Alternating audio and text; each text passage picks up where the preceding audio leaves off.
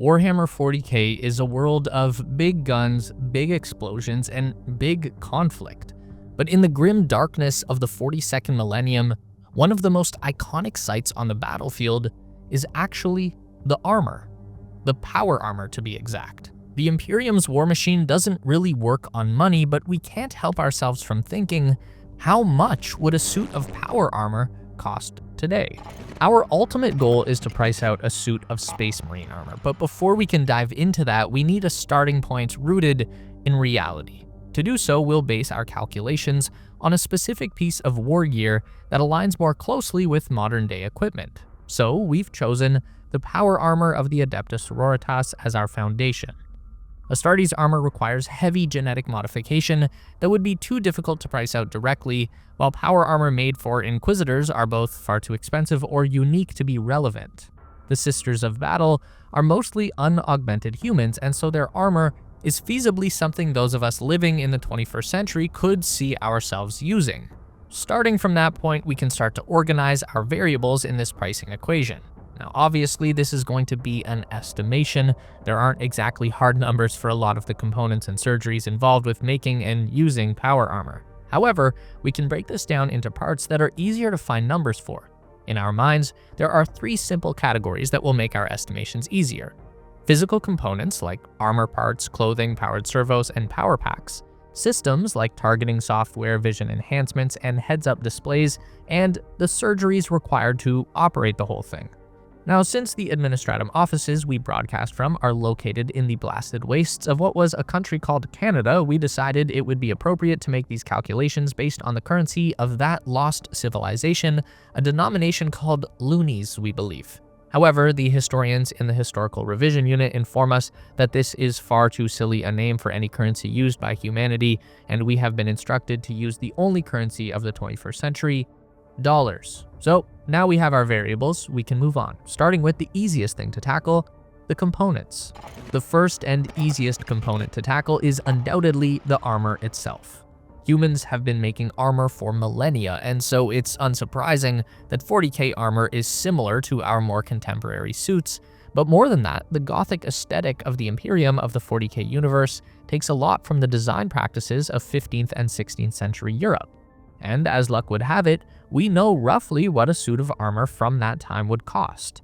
According to receipts for armor sales around the 15th century, a basic suit of plate armor would generally cost as much as about 100 days of wages for a skilled laborer. Back then, skilled laborer meant people like blacksmiths or masons, skilled trades essentially. That gives us a solid benchmark to begin estimating, and according to our records from 21st century Terra, the average wage of a skilled trade in that time was something close to $75,000 to $80,000 per year. Let's be generous and say $80,000, which gives us roughly $22,000 for 100 days of work. Now, we're not leaving it there because some of you would be very correct to point out that the cost of things tends to decrease as access to materials gets better, and that's also true for armor. A quick look for full suits of plate harness on the old internet shows us that in the 21st century, the number had fallen to about $8,000, less than half of what was required by 15th century soldiers. So, given that the 40k universe is so far in the future that even new materials like ceramite would be trivial to make, we're going to stick with the $8,000 amount, at least for the Sororitas armor. So we'll put that on the board here to keep a running tally. Going with the armor, we have the Underlayer. All metal armor includes a layer of clothing underneath to provide padding against blunt force trauma, protection from chafing, and a final layer of defense against any damage that might make it through the armor itself. In the Imperium, this means a body glove, a form-fitting underlayer that gives some protection to both ranged and melee threats, and here too we have some modern equivalents that we can use to figure out the cost. Current suits of cloth body armor like Kevlar, dense polyethylene sheets, or woven carbon nanotubes are both slim enough to use in the lining of business suits and common enough to market to the general populace. As the type of body glove worn by the battle nuns of the Adeptus Sororitas aren't meant to blend in, we'll use examples of modern body armors that aren't designed to be hidden, and so that should drop the cost a bit. We found that just the torso covering of this type of clothing would normally cost around $600, which means a full suit would have to be at least double that amount. Let's add $1,200 to the board. From here on out, we are getting into the really expensive stuff, starting with the parts that go into making power armor so useful, the strength-enhancing components. Every suit of power armor is equipped with a series of advanced servos and supports that increase the strength and stamina of the user by a few orders of magnitude. And while this could seem like something that is too far off in the future to get an accurate dollar amount for, it turns out that we also have good numbers for this. Several companies, both military and civilian, have been developing powered exoskeletons for a few years now, and the results are very impressive. The best examples of these currently are battery-powered suits like the Guardian XO designed by robotics company Sarcos, and a type of medical-grade augmetic exoskeleton made by Clinitech, which is controlled via electrodes which have been surgically implanted into the subject. While the Sarcos suit is designed for military use, the Clinitech example has overlap with the surgeries required to use an Imperial set of power armor, so that's the one we'll be using here, and they have an estimated cost posted. Converting that to our currency of choice shows a total cost of the device plus the surgeries to be just over $350,000. That goes on the board as well. Okay, the final component we really need to look into here would be the powered part of power armor, the backpack that houses the miniature nuclear reactor. All Imperial power armor makes use of an advanced energy-efficient power distribution system, with the vast majority using a backpack containing what has been described as a heavily shielded nuclear reactor. And you'd think this would be impossible to find in the 21st century, but actually, we found something close. Take a look at the E Vinci micro-reactor, designed by a company called Westinghouse. It is relatively small, being able to fit on a tractor trailer. It's portable to allow for redistribution to remote areas in need of clean power, and it's entirely sealed once activated, requiring neither water nor additional fuel. Once its 8-year cycle is up, it is simply removed and replaced with a new reactor like a car-sized battery. At the time of its first tests, the E Vinci appears to have cost somewhere close to $80 million, and while that's an amount that would definitely have to come down with more development and testing, it's also the only number we have, and so that too must go on the board. That is the last fundamental component, so we can officially move on to the more intricate systems of our power armor. The vast majority of the technological capabilities of the Adeptus Sororitas power armor are located in the Sabbat pattern helm. It's here that the Battle Sister receives detailed targeting data, objective updates, environmental readouts, and medical diagnostics. It's also equipped with vision modes to see in low light conditions and buffering to protect the unmodified human eyes and ears of its user from the often disorienting sensations of combat in the 42nd millennium. So surely to build a helmet so complex, we would need to get a bunch of separate systems, right? Wrong. The American Genesis 3 helmet is our solution. Made for the F-35 fighter jet by Collins Aerospace, this helmet includes a night vision mode, heads-up display showing detailed readouts of targeting data and flight diagnostics, an integrated communication system, and protection for the pilot's eyes and ears in the case of sudden loud noises or bright flashes. It even has the ability to let a pilot see through their own plane using augmented reality simulations projected onto the visor. And better still, we have a price tag for this thing. Reports from the time put the cost of each individual helmet at roughly $400,000. So that goes on the board next. So that just leaves life support, really. The Sororitas power armor is able to seal and pressurize and comes equipped with a rebreather which supplies a limited amount of air in case the sister needs to take a small stroll in the vacuum of space. This one is a little easier to parse as it's fairly simple to look up 21st century examples of pressure suits with air supplies. One need only look at the early spacesuits. Pressurized EVA or extravehicular activity suits were designed to protect early human astronauts from the dangers of space, and while we wouldn't need all of the same components used for something like the early NASA suits, something slimmer like the Boeing or SpaceX suits should work nicely when incorporated into the rest of our power armor. The NASA examples run at over $12 million, and while we might not need the bulky outer shells, much of the really expensive parts of those suits would be needed. Pressurizing an armored suit intended for battle is no easy feat, and the heat, moisture control, and air systems would also be quite expensive. Some of the newer suits we mentioned were calculated at being roughly $1 million in cost, and we think it's fair to keep that as our benchmark for making a suit of power armor space-worthy.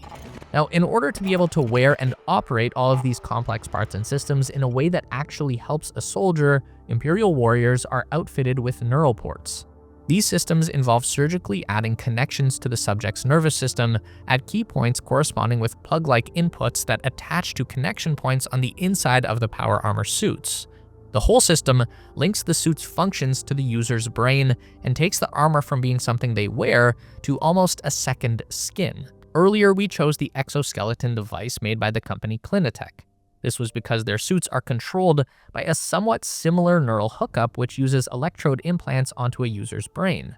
Since that's definitely the closest we are going to come to a 21st century version of the 40K power armor surgeries undertaken by human warriors, we went with this example. Now that is our board of full numbers. Let's just feed that into Bob, the guy who used to be from accounting until we turned him into a cogitator. Recall that our costs are as follows.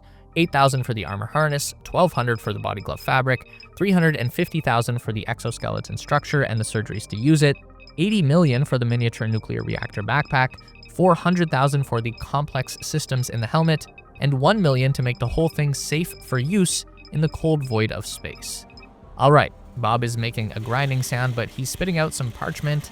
Success. According to his blessed arithmetic, Bob calculates that our suit of human standard power armor would cost around $81,759,200 21st century dollars. Satisfactory work, Bob. So the big question is, how would we take this base and price it up to get the rough cost of Space Marine armor? Many of the systems are the same or very similar, but that's not really helpful since we know that much more care is put into Astartes armor just on a technical level, let alone the artistic one. As we said, there are many systems that work directly with the Black Carapace organ that Space Marines are given as a final part of their surgeries, and we can't really account for that organ. But we can roughly adjust our prices to account for the increased complexity of the internal systems of a suit of Space Marine power armor. Systems like the helmet computer, the machine spirit, and all the associated targeting information and HUD systems would be higher quality. The life support system in the armor is also much better, enabling an Astartes warrior to fight in the depths of space for as long as they have air. The servos of their powered exosuits and the quality of their nuclear backpacks are also much better. Even the armor plating itself is made to a higher standard. Certainly parts of the Sororitas armor would be mass-produced, but each and every Astartes suit is made by hand by very experienced artisans. So in order to make an estimation here, we need to come up with some numbers which will be by definition slightly arbitrary, but bear with us here. We need to come up with a factor for scale to estimate the cost of just increasing the size of armor, and then we also need a factor for complexity. Size is pretty easy. The average adult human is about 1.68 meters or 5.5 feet tall. To keep this as close as possible, we'll use the lower end of the Space Marine height scale, 2.13 meters or 7 feet tall. Then to get to our scale factor, we simply divide the Marine's height by the human's height and we get a factor of 1.27. So let's just multiply our armor cost by that before moving on. Don't go anywhere, Bob, we still need you. 81,759,200 multiplied by 1.27, please. Okay, there's a bit of smoke there, but Bob got us a price of $103,834,184. Okay, so now we have to figure for the jump in quality, which is going to be the most subjective. Looking at all the factors involved, we think that it's fair to say that Astartes power armor is more complex and time-consuming to make than Sororitas armor, but by how much?